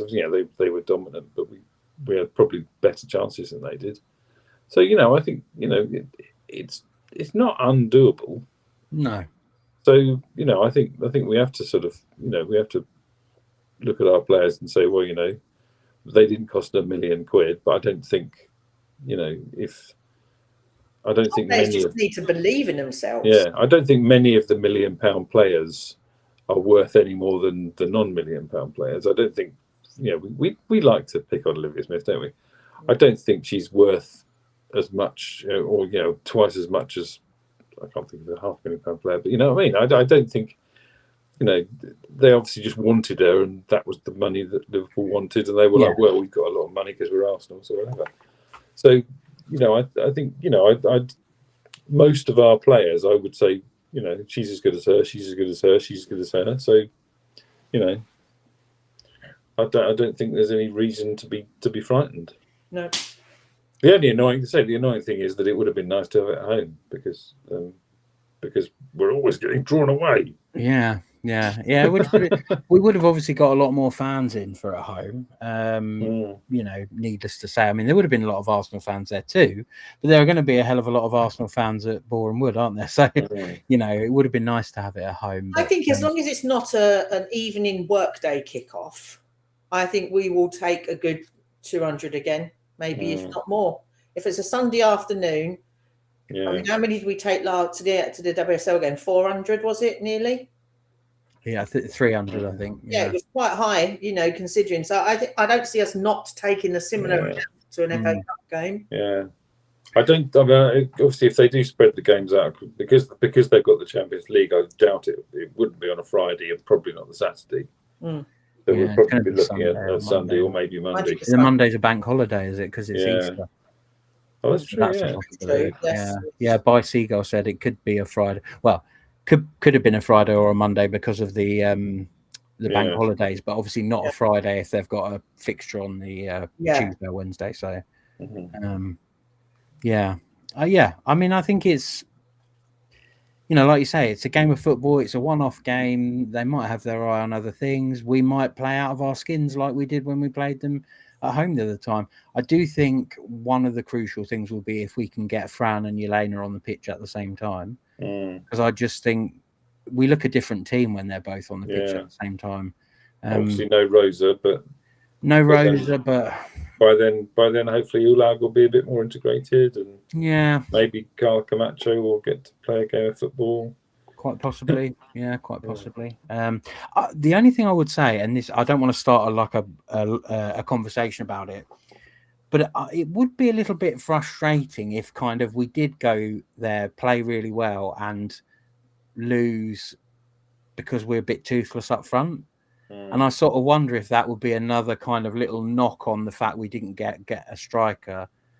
Would be kind of like, well, what we really need here is a really quality striker, and because we didn't have one, we can't beat Arsenal, sort of thing, or even if we somehow miraculously beat Arsenal, we can't beat then Chelsea or whatever, because at some point it feels like that could kind of come back to bite us. It feels like it's already I think that's already come back to bite us. I think there's been plenty of games this season where if we'd have had a Keats on the pitch or somebody similar, we wouldn't have dropped the points that we dropped, because we've, let's face it, LCL, we should have absolutely annihilated them at Broadfield. Yeah. There's we have a striker on the pitch. I think we win that easily. And plenty of games. Aston Villa, if we'd had a striker on the pitch, we win that game. I just think, I said it before, I think the club did let us down as fans. I think they let us down by not finding that player. I know it's difficult. I know that it's not, it's not easy to go out and find a perfect player, but you surely got to have a backup plan. You surely have to have a backup plan when the ones that you wanted to fall through. Yeah, I just, like I say, I just think, it would be we'll never know. It's pie in the sky, but it would be frustrating if kind of the one thing that holds us back on going on an FA Cup run is the fact that we can't score goals. And the thing is, I don't think it's like, oh, we've got 7 strikers and they're all no good. We haven't got enough strikers. That's an easier link to make, isn't it? That we don't have the personnel to do it. So I hope that is not something that affects us. I hope we don't play really, really well and just can't stick the ball in the back of the net. Hopefully if we do play well enough, we will get the opportunities and we will take a couple. So, I suppose also the big tragedy / possibly slightly dodgy, was that the draw was the home teams were drawn by Jen Beattie, Arsenal legend, and the away teams were drawn by Rosie Comita, who's obviously sort of played at several clubs, but was obviously an Albion old girl, and also is connected to the club through their I forgot what it's called now. I can't remember what it's called, but Powerhouse, isn't it? That's I think that's it. Yeah, her and Molly are both linked to the Albion, so it's sort of obviously not entirely surprising, although completely random that Jen Beattie drew Arsenal home. But then such a tragedy that Rosie pulled Arsenal out as an away team. Yeah. Oh! Yeah. I suppose the one good thing for, playing Arsenal without a striker as such is we did beat them 4-2 last year. And it was Frank Kirby, Jankovic and Kiko that scored. And that's what I mean. I think all 3 of them in the team. So I think without a striker, we have to be challenging these teams. We have to have Fran and Yelena on the pitch at the same time. I just wrap her up in cotton wool now and just save her for this game. Literally, yeah. But we just. Otherwise, what we'll have to do is we'll have to strap her to the front of another player. Yeah, and just have them run around. Like in cricket, they have a runner. We'll get like Bex or whatever, and we'll just attach Frank Kirby to her. So she, a bit like in Transformers, where they all used to go into different vehicles and then join together. Or like Fran's riding like an ostrich or something like that. I'm not sure that'd work with 2 people, but yeah. I was just hang on. Will people be back from Asian/African championships by then? Yes, I think so. I hope so. I think so. Or maybe from one and not the other.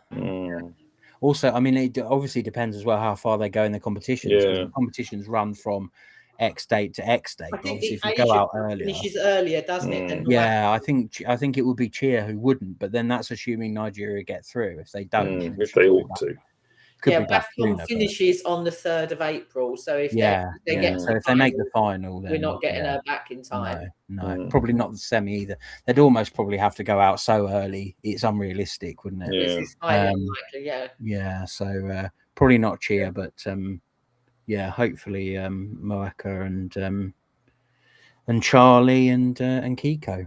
But we'll see. I mean, maybe that's an opportunity for one of the youngsters to get given an opportunity, or one of the more fringe players, and actually go, this is my game. This is I'm going to take this game over, and it's. I mean, well, to be fair, it's there for the taking for Caitlin, isn't it, to stamp her mark in defence at the moment for a couple of games. But I mean, we're not actually. I think we're only going to play Chelsea, Liverpool, Leicester without our Japanese players and Charlie.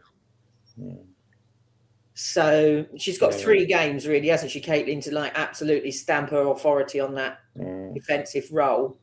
And I think she will, because I think that's the sort of player she is. She's not going to hold back.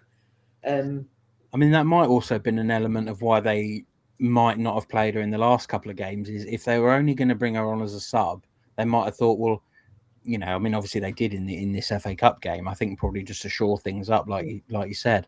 But it's like, if she's not going to start, then there's almost not a massive benefit of sort of bringing her on if the main thing that's going to happen is she's potentially going to get injured. Because I don't think, I mean, Chris did say that Milese isn't a million miles away, but I didn't get the sense she's close. So I think if she's going to be back, it's going to be right at the end of that period. Well, I was just looking actually as well. The Asian Cup finishes on the 21st of March. So if they're in the final, we could have them back for the Leicester game. Yeah. Should also mention that it is Melese's 23rd birthday today. So bon anniversaire. Yeah, and get well soon, whatever that is in French. Bon anniversaire, yes. Yeah, I don't know what get well soon is. So Oh. what does Lee Evans say? If you're abroad and you don't know the language, just shout loudly and smash the place up. And then They always make my friend laugh because everything I'm always just like, qu'est-ce que c'est? Qu'est-ce que c'est? She's from Paris, so basically that just do everything. Right. So we've covered the FA Cup. That means there is only one thing left to do. Oh God, here we go. Are we ready? Here we go. Ben on the ball, Ben on the mic, talking women's football every day, every night, from the first big tackle to the last late goal. Ben's got the game, Ben's got the... Available soon on single. Right. Oh no, sorry, that's how many people will listen to it. Right, Single. Single. Let's crack on. Sorry, just before I start, Charlie said that Dario said Milese will be back in a month at the Villa game, so that was a while ago. That's what I reckon. Yeah, that was 2 weeks. That she should have been back 8 days ago then. Yeah, she's not 100% close, but soon. Anyway, yes, I'm going to go big on the Scandies today because that's pretty much all there is. But it's big. Melina Lurk, our big German spider, who is at Hammarby. Obviously, they had their second leg game in the Europa Cup quarter-final against Sporting. They won the away leg 1-0 last week. This week, they lost the home leg 1-0. Oops. I mean, again, it's one of those sort of, could Melina have done anything about that, jobbies, because it was basically an overhead kick to about 10 yards out. And it's one of those, unless it actually hits her, she's not getting anywhere near it. It's such power as that. So, I mean, fantastic goal. But then it went to penalties, and our little Melina saved one, so they won 5-4. And it's funny. I mean, seems to be such a modest thing that she always shares. You know, if Hammerby's got a game coming, they'll sort of go, "Oh, you know, up next, whatever." She'll share that on her Instagram story. They Instagrammed her saving a penalty, and she didn't share it. It's like, come on. So there's actually a really nice video on HTV. I don't think it's on their YouTube thing, but if you go on their website and click on the HTV link, there's a lovely video of her.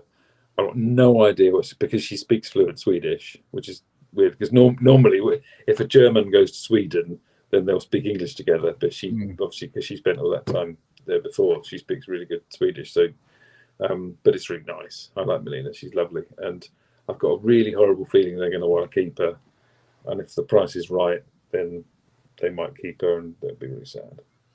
But yeah, they've got they're through to the semi-finals. They've got Sparta Prague in March and April, and actually I can't remember who the other semi-final is, but you know that's really exciting. I mean, they should beat Sparta Prague surely, so she might well have herself a European final. And then this is almost live loan report. Hammarby played Rosengård in the Swedish Cup tonight. I was a bit confused last week because they played, forget who, and it was like, oh, I think it's in the cup or something.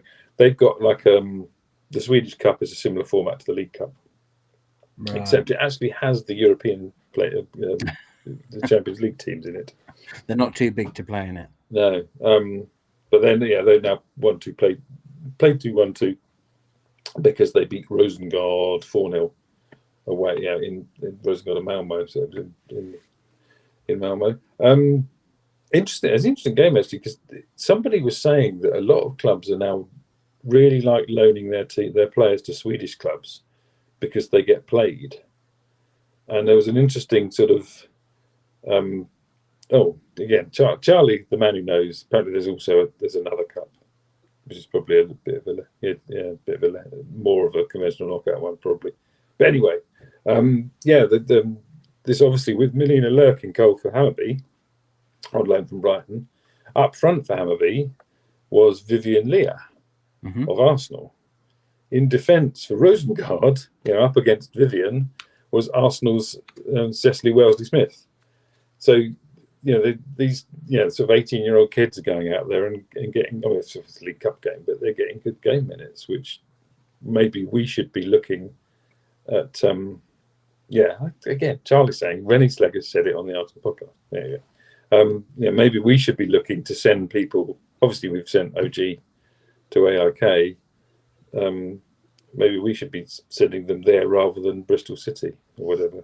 Or it's pointless sending them to the WSL2, isn't it? Yeah. I think that's what Renee was sort of saying, was that sending players to WSL2 has kind of ceased to be a viable option. That you're better, like you said, like Charlie said, to send them to like Sweden or and maybe if they're even younger, there are other Scandinavian leagues that are you could look at Norway or somewhere like that. I think also as well, just as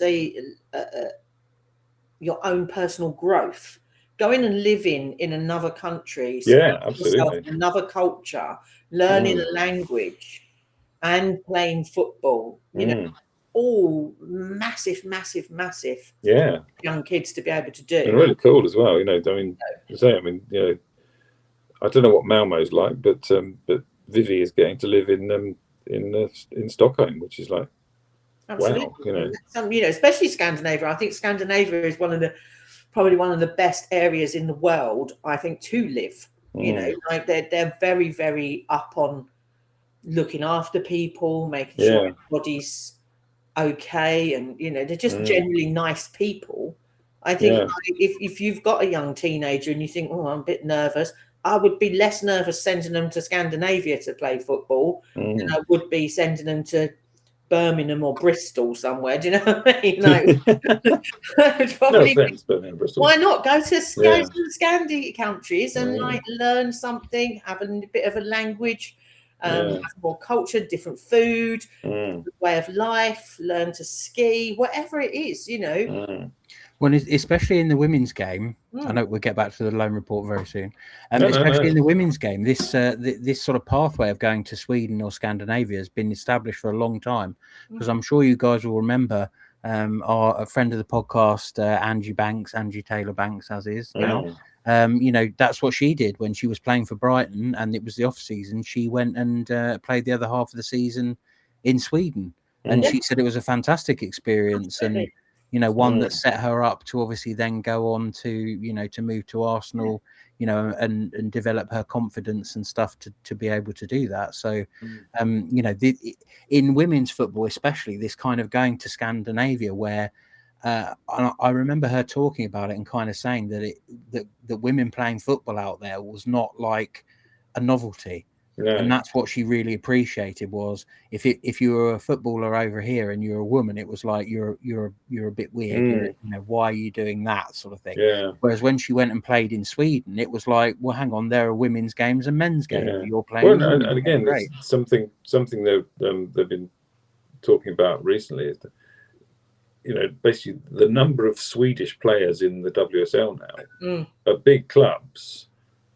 and you think, well, that means that in Sweden they're doing something right, you know, because they're not. I mean, I don't know what number they can't be producing them in the numbers that we produce them, but they're producing people like, you know, Barndor Blackstenius and you know, Julia Gigliotti and all those, who, although I think she probably got where she is today because she went to Bayern Munich, but you know, they're producing some great players and they're all filling the WSL up, and so if you're an English player, going over to Sweden for a season or so is only going to be good for your, you know, for your long-term development as well, isn't it? It's fantastic. Yeah, absolutely.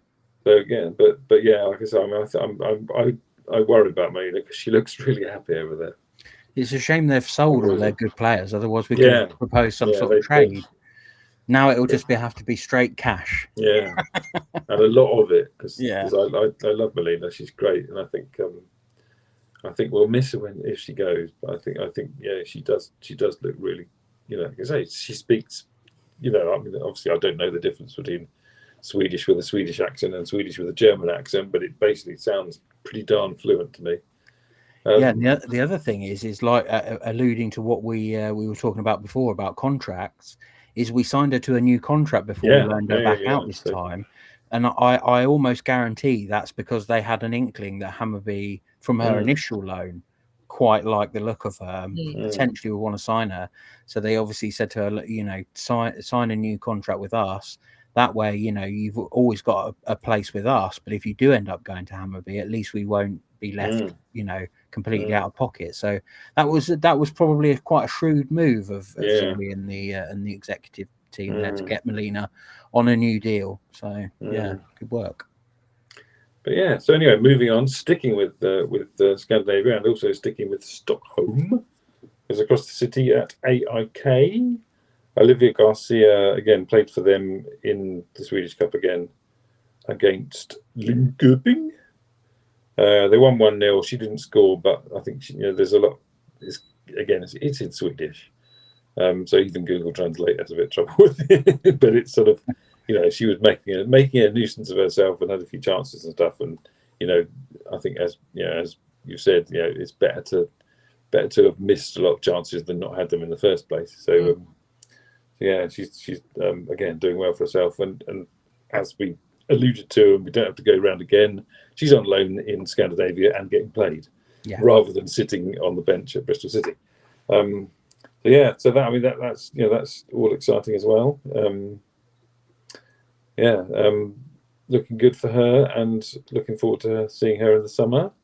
But again, speaking of sitting on the bench, Jess Pegram didn't get used for Rangers. They beat Montrose 2-0 in the Scottish WPL, so I should say. And again, I don't know if she's being rested because, you know, I think she is like pretty much one of their best players. You don't think it's some sort of like thing in her contract that if she plays a certain amount of games, they have to pay a certain amount of money? That's and they're just going, just sit on the bench for a couple of games. Trying to get money out of Scots people. but yeah, I'm not. But I think Montrose they're top of the bottom basically. There's a definite. There's 10 clubs in the league, and they've all played each other twice now, and so it's good. I don't quite know how it works, but it's split up into the relegation bit and the championship bit, whatever, like a lot of leagues do. I still don't understand any of them, but Montrose are basically either bottom of the top bit or top of the bottom bit. So they probably went, well, we don't need to play our, it was almost like a League Cup game in a way that you think, well, we'll rotate the squad a bit or whatever, give Jess a rest. But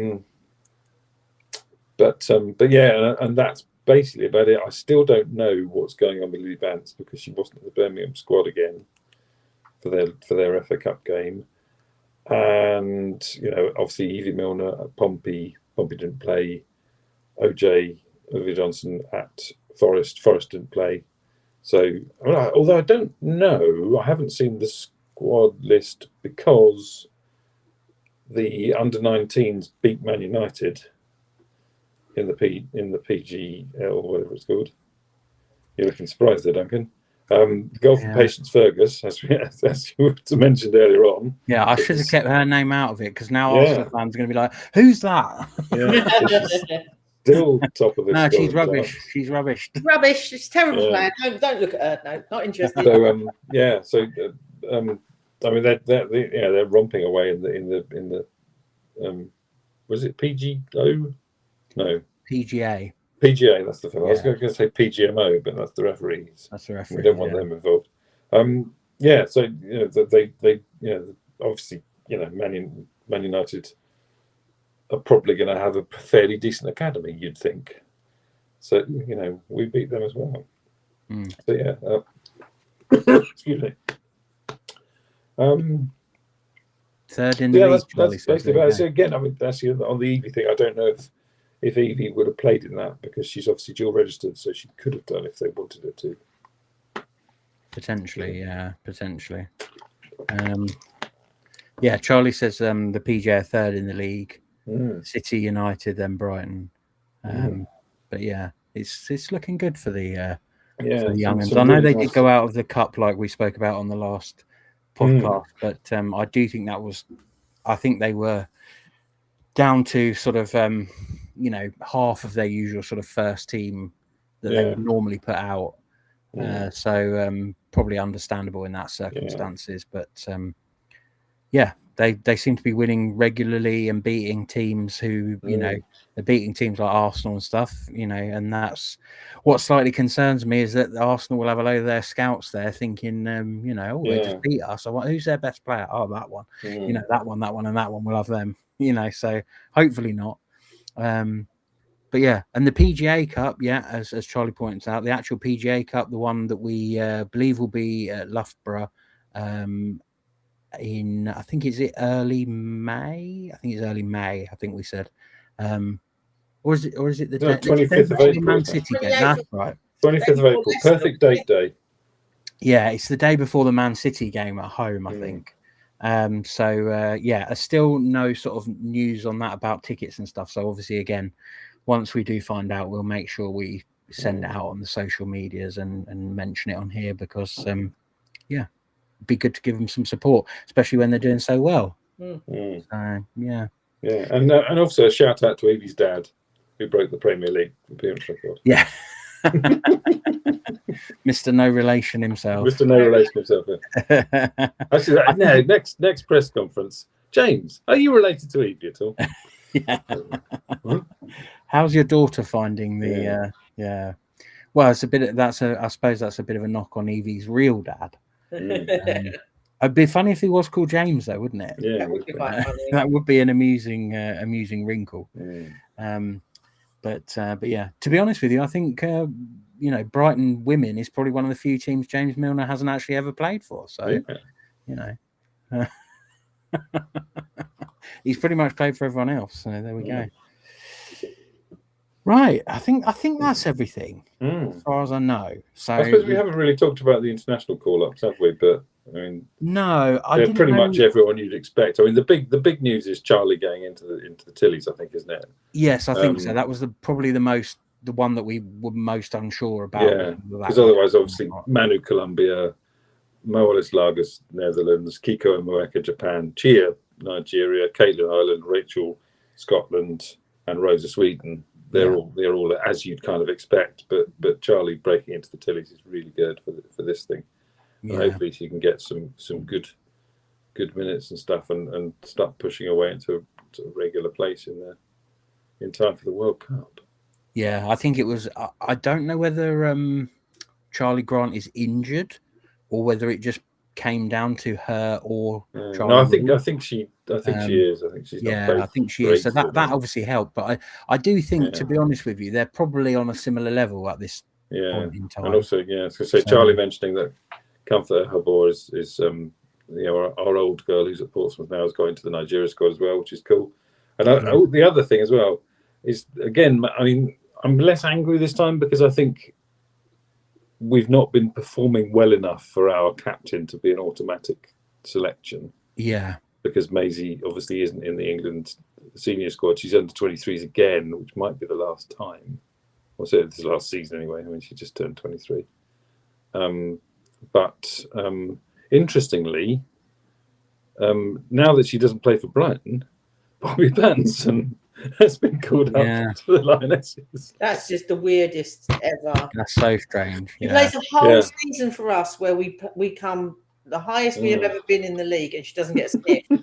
She's played 379 minutes before today for LCL, and she's in the squad. I mean, I'm right chuffed for Poppy. But absolutely, she should have been there already having a sniff because I said this with somebody on TikTok, and they were like, "Well, maybe she didn't play every game last season." I was like, "She did. She played every game, and the England squad chose to play players out of position rather than give her a go." This season, just a few minutes for LCL, she's in. I mean, good, well done, Poppy. Absolutely deserve it. Go for it and enjoy it. But it's like 2 years too late. That's just weird, isn't it? Well, and Charlie saying, has she even been that good for LCL? Well, I don't watch a lot. I don't watch a lot of LCL, but I do remember in particular she came on at the end of a game. And I think it might have been a game they were already losing. But anyway, one of the first things she did was lose the ball, and they scored a goal from it. So I thought, well, that's like inauspicious start sort of thing. Yeah. But I think maybe Taylor Hines is injured, or she literally hasn't played a single minute, so then they haven't picked her or whatever. So I think Taylor Hines can't be injured because she came on in the game, whatever Arsenal's last game was. She came on, so maybe she's had an injury. Yeah, but I don't know. It could just be this thing of where Serena occasionally just decides, let's get them in and see how they do. A bit like Mari Ward, not Mari Ward. Who am I thinking of? No, the Aston Villa player. Can't think of her name. Lucy Kendall. Yeah, that's it, Lucy Kendall. Yeah. Where it was sort of a bit like, well, let's get her in and see how she does. And then naturally, to be fair to her, she's kind of grabbed it with both hands. So fair play to her. Yeah. But it should have been Maisie who got that opportunity. That's the thing. I think exactly like you say. I think even Maisie would probably agree on her current form. She probably maybe not on the fringe. Maybe not her form, but the team's form. Well, yeah, because I think that's part and parcel, isn't it? If you look at the squad, she's not standing out as she's having an incredible game and everyone else is rubbish around her or anything like that. Not that we played rubbish, but you know what I mean? It's like she's not kind of elevated above herself above the team that are not playing that well. So that brings everyone down, sort of thing. And I do think the players, one or two players who have had an opportunity ahead of her have made the most of it. So I think she'd probably be understanding that she's on the fringe again. But it was more the issue that when she was playing really well, a bit like with Poppy, when they were playing really well and they were playing for, but they're playing for Brighton, they don't get picked. And then obviously down the line, other players come in or whatever, have a half decent game, and suddenly they're ahead of them on the pecking order. So, or they move to another team with Taylor Hines to Arsenal or Poppy Pattinson to LCL, and suddenly they're viable candidates to get picked. And I just think that's very frustrating as an Albion fan, because we want to see our players getting recognised, for their play on the pitch. And there we go. She plays slightly further back. Charlie says at West Ham, I thought she looked better. Well, Charlie says she's a 6, not an 8. I think we would probably disagree. I mean, I think she's an 8. She's playing as a 6, but yeah, she's been a 6 all season. She's been a 6 all season, and I think it hampers her creative ability, to be honest with you. She may well have played a little bit further up, but she was still playing as a 6. So, I don't think that plays to her strength. She's better. She's a good passer. Yeah, well, her idol is Frank Lampard. She should be. Exactly. We want more Lampard. Yeah, again, and I think if you're assuming junior, not senior, because I don't think she wants to be a left back. Yeah, that's true. Yeah, Frankie Lampard. Well, I always say the same thing. She's not a Kira Walsh. She's a Georgia Stanway. If you make her a Kira Walsh, you're taking away about half of the things she does really well. Yeah. Why would you do that? Yeah. I don't understand it myself, but it is what it is. They know better than me. We'll see what happens with that. Maybe in the summer there's a player we've identified who could potentially move her from the 6 to the 8. We'll have to see. And obviously we need Maisie herself to sign a new contract, because at the moment she's going to be a free agent at the end of this season. So hopefully there's a few chants going around 10 more years, so I think 10 might be a bit ambitious, but maybe 5 would be more realistic. But I get what they're saying. I understand what they're saying. We don't want her to go. And like I said before, if we want to have like a core of English players who actually can compete in the WSL, she's one of a few that we need to keep. There we go. I'm not quite sure the schedule over the next couple of weeks. Obviously, we've got international games, so I'm not sure whether we're going to do stuff around that, or whether we do some, we do some of our favourite games that we haven't brought out for a while. Chankety Chank. I assume she's in the Serbia squad. I haven't seen it. I would have thought so, as long as she's okay from whatever it was that made her come off against West Ham. But I'm sure she would have been named in it. I've got a few other ideas. I'm trying to develop one called Diddy Dario at the moment. And that, when I say Diddy Dario, that's no relation to the person who's in court or has recently been in court for indecent things. And it also doesn't mean it's like a tiny Dario, like a person that looks like him. It's not like a small Dario. So we'll see. You might be digging this hole a bit at the moment. I must admit, I came up with the name before I came up with the game, so it may have to change as we go. Maybe we can get something in with Chris Roberts. Maybe make it a managerial duo. Well, Kitman Tim is supposed to be emailing us with songs, song requests for his own chant. So when that comes in, maybe we can have a little bit of fun.